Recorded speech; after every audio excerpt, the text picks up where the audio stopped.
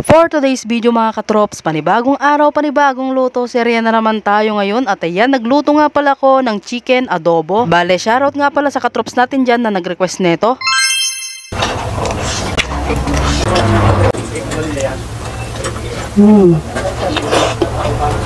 So ayun mga katrops, bali na i-prepare ko na nga pala lahat yung mga sangkap na gagamitin ko. Dahil nga merong nag-request sa atin na magluto naman daw tayo ng adobo, ay eto na mga katrops, gagawin ko na. Bali pinaghiwalay ko nga lang pala yung laman ng karne ng manok, tapos inihiwalay ko nga rin yung balon-balunan. Dahil alam nyo naman mga katrops, basta usapang balon-balunan ay nako talaga namang matigas yan. Kasing tigas ng mukha ng chismosa mong karoba.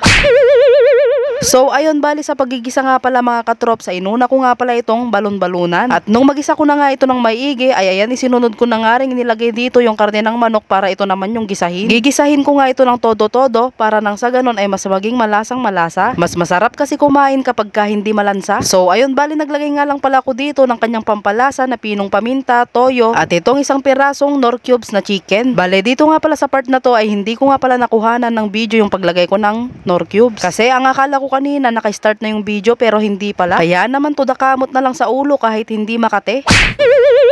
Para nga maluto itong karne, naglagay nga ako dito ng 2 mangkok na tubig na water. Tsaka ako lang ito tinaktakan ng magic sarap at asukal. Naglagay ako ng asukal para nang sa ganun ay mas mabalanse nga yung lasa. Para mamaya mag-aaga yung lasa ng tamis, alat at asim. Hindi ko naman ito totally pinatamis. Yung tipong saktuhan lang ba. Kanina nga pala mga katrops, nung naglagay nga ako ng suka ay hindi ko nga agad ito hinalo para nang sa ganun ay hindi nga umasim yung amoy ng adobo natin. At dahil malapit na nga itong maluto mga katrops, ay ayan, pinaglalagay ko na nga dito yung mga ginayat kong sibuyas kanina na pabilo. Bale, hindi ko nga pala inilagay lahat yung mga sibuyas para mamaya kapag kumain ako ay may pang-toppings ako. Masarap din kasi yun, crunchy pag ginuya. So ayun, bale pagkalipas nga ng mga ilang minuto mga katrops, ay ayan, luto na nga itong ating chicken adobo na may mga sibuyas.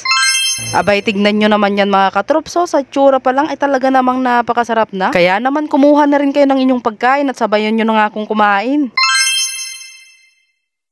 So ayun mga katrops, ayan, tara tingnan na natin itong ating nilutong chicken adobo. Ayan o, may maraming sibuyas po. Tara, kain na tayo mga katrops. May kayo mga tayon.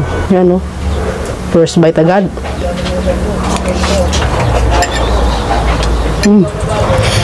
Taba ng manok.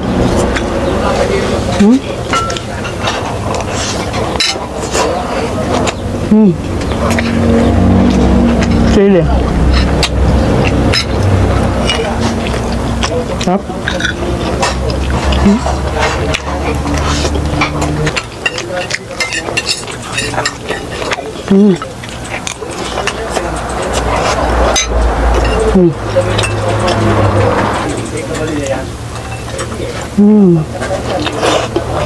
Sarap.